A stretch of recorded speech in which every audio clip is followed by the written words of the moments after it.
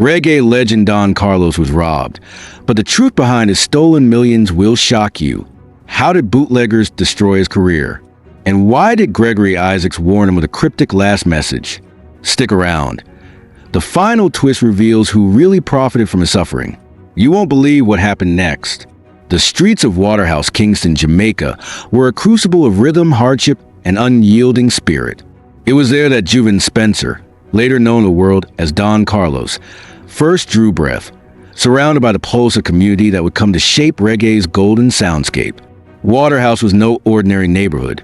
It was a beating heart talent, nurturing icons like King Tubby, Junior Reed, King Jammy, and the mystical trio Black Uhuru, of which Don Carlos was an original architect.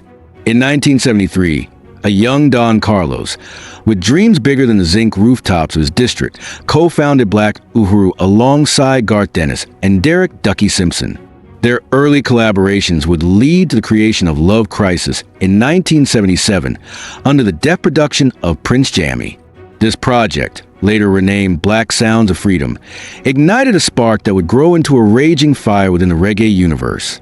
Yet, as Don Carlos carved his path, the call of solo stardom grew too insistent to ignore. Walking away from Black Uhuru, he set out to find his own voice, a voice steeped in the roots and struggles of Jamaica, but destined for a global stage.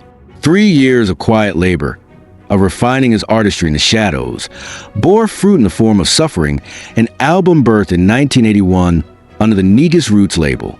Suffering was no mere record. It was a meditation, a lament, a cry from the ghetto rooftops that found eager ears across Africa and beyond. But with triumph came betrayal.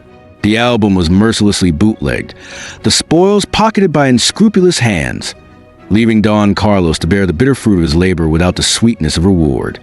Despite this, Don never looked back in anger. When pressed by journalist Stephen Cooper about pursuing those lost royalties, Don Carlos spoke with serene finality. He had moved on. The vultures who once profited from his pain, he said, now roam barren fields.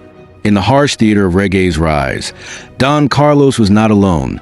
He found a brother in arms in Goldie, his co-writer, backup vocalist, and kindred spirit. Together they released a cascade of albums. Harvest Time, Day-to-Day Living, Never Run Away, Just a Passing Glance, and evocative 7 Days a Week. Their alliance built not merely songs but anthems, resonating with raw authenticity that captivated audiences worldwide.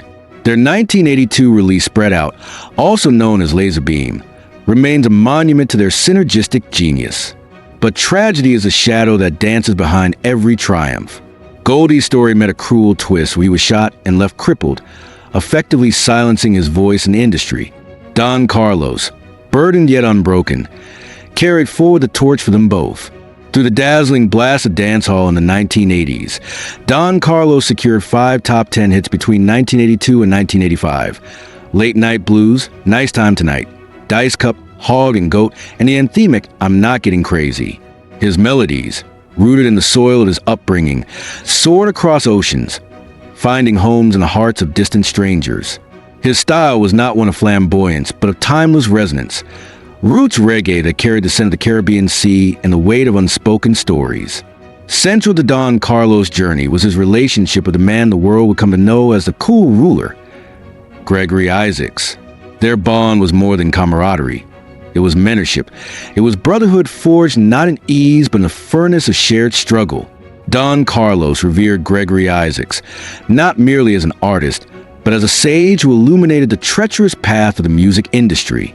In Waterhouse, their meetings were sacred rituals, sealed not by grand proclamations but by simple acts, like the sharing of hot cornmeal porridge, a humble meal that became their communion.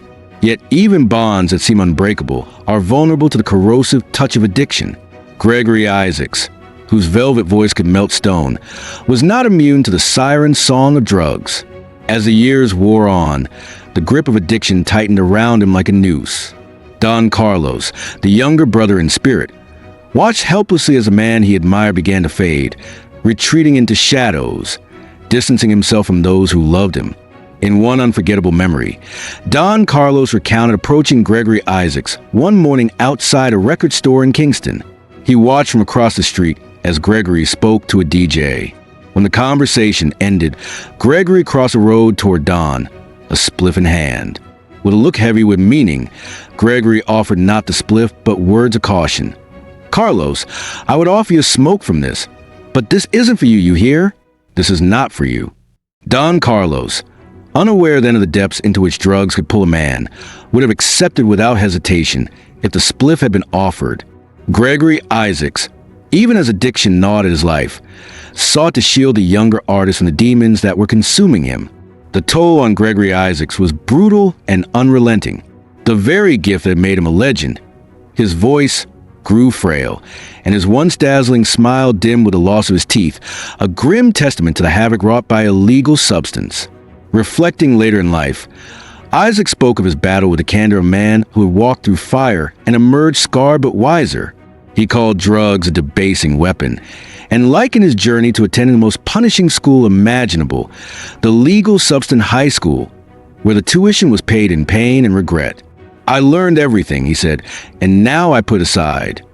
But even wisdom hard-won could not erase the scars. On October 25th, 2010, the reggae world fell silent as Gregory Isaacs lost his battle with lung cancer.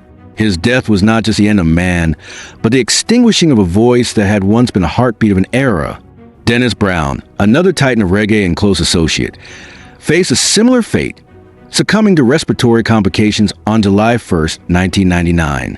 Both men, larger than life in their prime, were ultimately laid low by forces they could not conquer. Their struggles and their legacies remain entwined with Don Carlos' story, a painful yet illuminating testament to the dualities of fame, the glory and the devastation. Don Carlos continues to stand as a sentinel for what reggae was and what it could be, unpretentious yet profound, rooted yet far-reaching. His voice, weathered by time but unbowed, still carries the echoes of Waterhouse, the ghosts of brothers lost, and the enduring hope that music, pure, untainted music, can heal wounds that words cannot. As the sun dips below the horizon in Kingston, and the streets of Waterhouse glow under the soft pulse of street lamps, one can almost hear it. The faint strains of melody carried on the Caribbean breeze. It is not the clamor of commercial hits, nor the shallow noise of fleeting fame. It is the deep, resonant heartbeat of a legacy shaped by resilience, shadowed by loss, but always illuminated by the undying flame of artistry. It is Don Carlos, still singing. It is Gregory Isaacs, still remembered. It is a sound of promises made and broken, of friendships tested by time and fate, of a genre that will never forget the kings who built it, brick by painstaking brick, verse by verse, soul by battered soul. Had we given Don Carlos the honor he truly deserves? How do you think reggae might have evolved without his voice? What does it say that some of its greatest kings were undone not by rivals, but by their own demons? Let your thoughts echo in the comments. And if these stories stir your soul, subscribe so the legends never fade in silence.